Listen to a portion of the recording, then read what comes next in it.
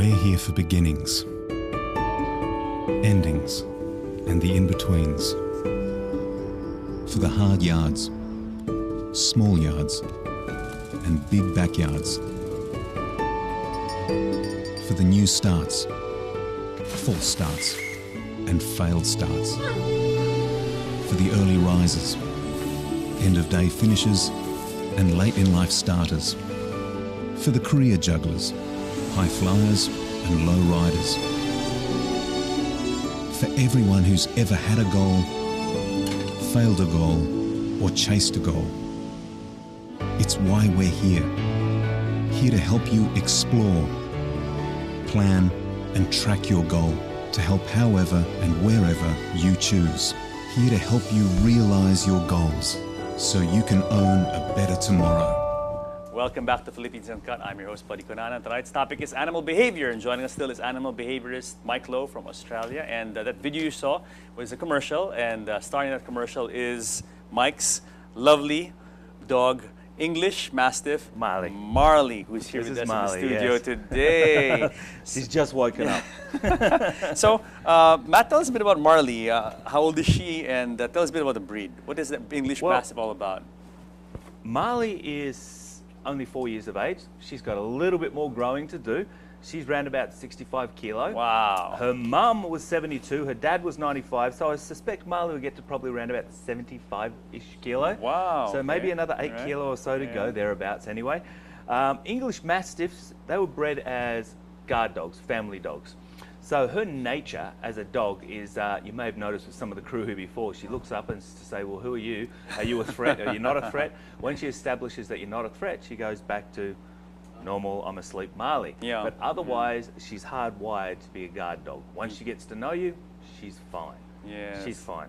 Yeah, no, lovely dog. Beautiful nature. Absolutely, and as you said, she's 65 kilos at the moment. At the moment. But then she's still going to get bigger. Amazing. Just a little bit. Just a little bit. Amazing. Now, you've been here a couple of weeks. Yep. What do you think about the local pet industry? The local pet industry. Wow. The thing I love about the Philippines, as I said earlier on, is how much the Filipino people love their pets. And they even go to the point where they put pets in a pram. That's strange. Stroller. I mean, we call them a stroller. A stroller pram. It's a pram. Yeah. So they put them. They've even got their own strollers. They've got their own clothes for them, little hats and sunglasses. It's amazing. But what that says to me is that the Filipino people, they love their pets. And in that, I actually, you probably saw in some of those shots where the pets were at like a pet expo, where they were doing a fashion expo. Yeah. And I was there at the time, and I was just giving people a few tips on how to train their pets. Here are some of the photos. This is in Manila, right? And that's Marley. This is Manila. This is Marley up there, because I was using Marley as my demonstration dog. You can see there. I was just explaining to people on how to train very basic behaviours like sit and stay, and how to shake paw, hands, whatever you want to call it. Yeah. Yeah. Pet Nation. Pet Nation was the company. Yeah.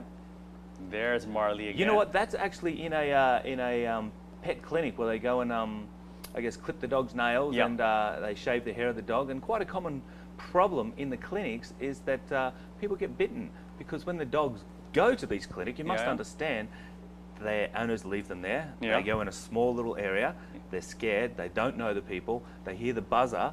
And the dog's response to fear is bite. It must be unnerving. Of course, get away, get away. So I was there just teaching the people some basic training techniques to be able to protect themselves, and also to be able to lessen the amount of fear or anxiety that the dog has. Very helpful in that kind of In the course of your training, let's say animals and dogs and things like that, have you ever been bitten or hurt by one of your wards? You know what?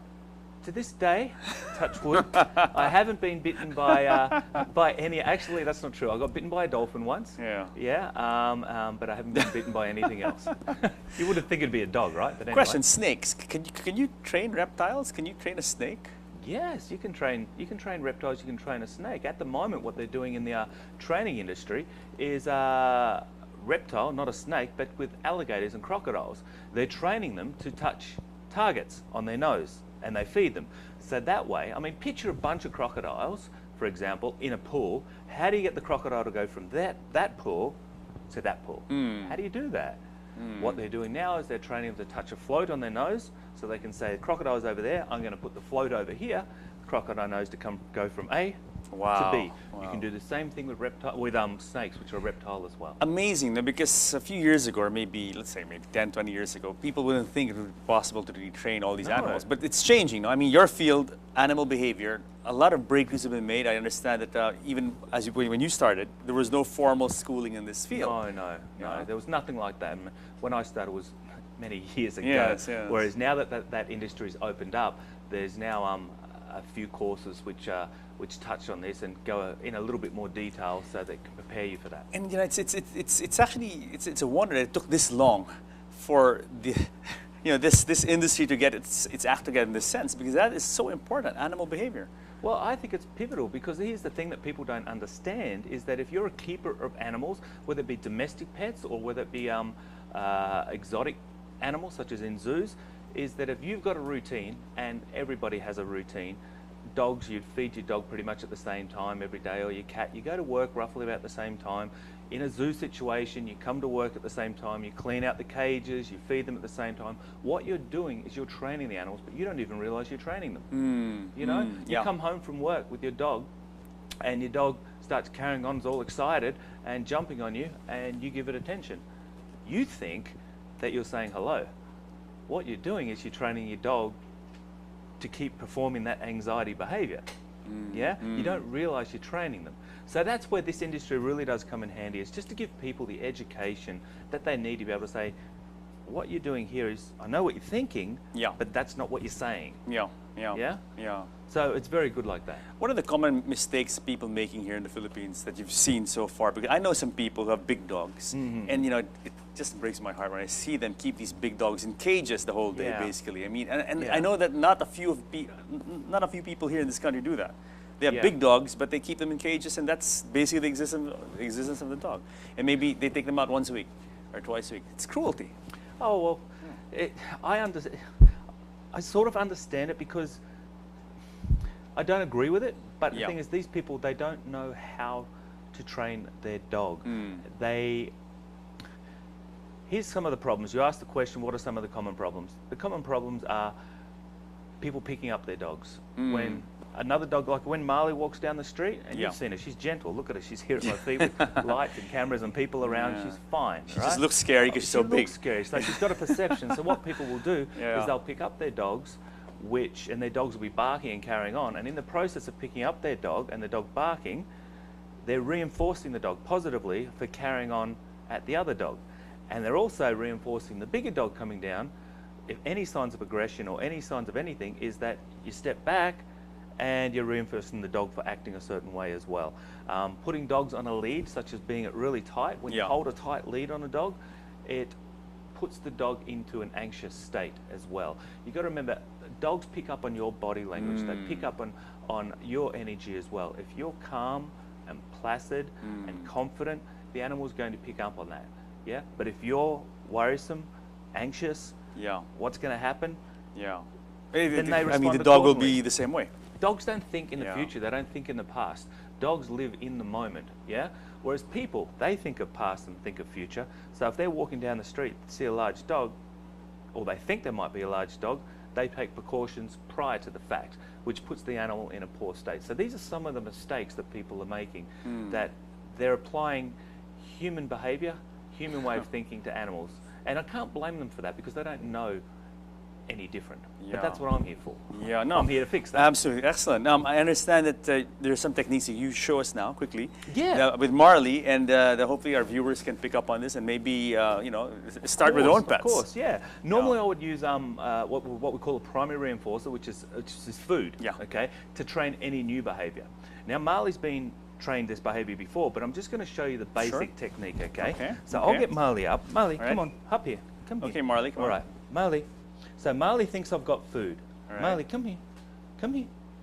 Okay, so if I raise my hand up, Marley, and I say sit at the same time and walk into her, she's going to sit There back you down. go. Yeah. No need to yank on the There's chain, no need to nothing, yank on and the chain or pushing down push their 'em down. backside. It's not about that.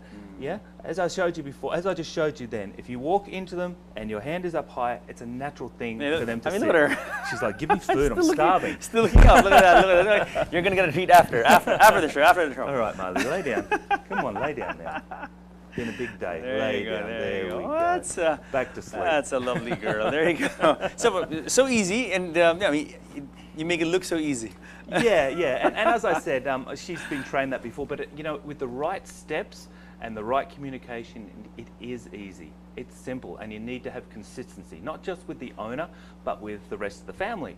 It needs to be mum and dad and the kids and the helpers as well. It all needs to be consistent, because if it's not consistent, then the animal gets confused. So it really is a group effort, a lot of time, dedication. I mean, commitment to. Of course. When you have when you have a pet, it really is not a decision that you can just take lightly. It's something that will entail a lot of work. And it lasts a lifetime. Yeah. Yeah, of course. You know, everyone needs to be on board to achieve the same goal. But once the animal understands what you want, you've got it for life. Life is so much easier. Yes, I mean, how many people would yes. love to be able to walk down the road with their dog on the leash and everything's fine? Or to be able to have people over without the dog jumping on them or barking at them or people being scared. I mean, these are very simple things. The animal needs to be able to fit in with your lifestyle. So let's train that. And never too late to start. Never Never too too late to start. Excellent. Never. Matt, unfortunately, we've come to the end of the show. I mean, so many things I want to ask you still, but I mean, you're going to be based here anyway, so Yeah, I'm you here know, for good. We'll promote your activities, your advocacies, and of course your business. And Great. We'll do our part to try to help educate people on how to properly manage and raise their pets and things like that. But is there something you want to say to the audience before we go? Well, it doesn't matter how bad your pet is or how bad you think it is, I can actually help you. All you need to do is go to my website, www.matlowintl.com, contact me there, and we can arrange a time where I can come around and see you, we can have a chat about it, and we can create happy families again. Yes, finally, help is here. Finally! Okay, Matt, Good on you. thank you very much for being on Thanks the for show. having me. No, lovely to have you here. And as I said, you know, this is a subject that we really love to talk about on the show, and hopefully we can have you on the show again and talk love to about come back. everything about animals and pets and things like that. Love to come back. Thank Great, you. good on you. Thank you very Thank much, you. mate. All right, guys, I hope you enjoyed today's show on animal behavior. Join us again next week here on Philippines Uncut, where we talk about what matters to you guys, because you guys matter the most. I'll see you next week. Yeah.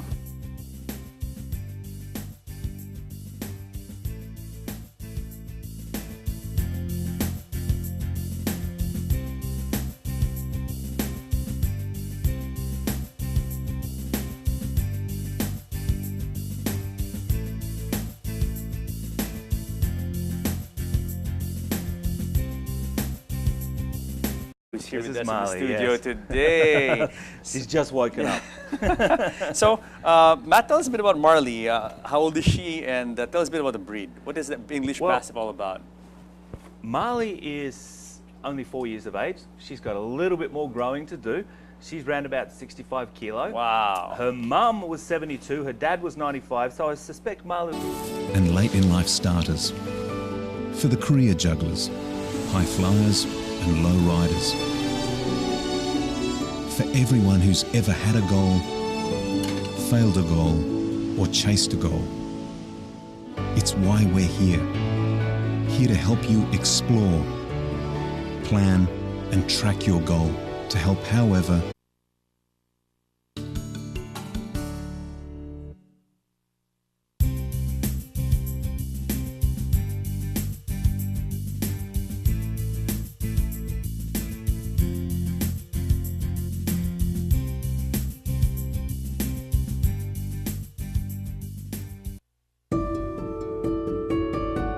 we're here for beginnings, endings, and the in-betweens.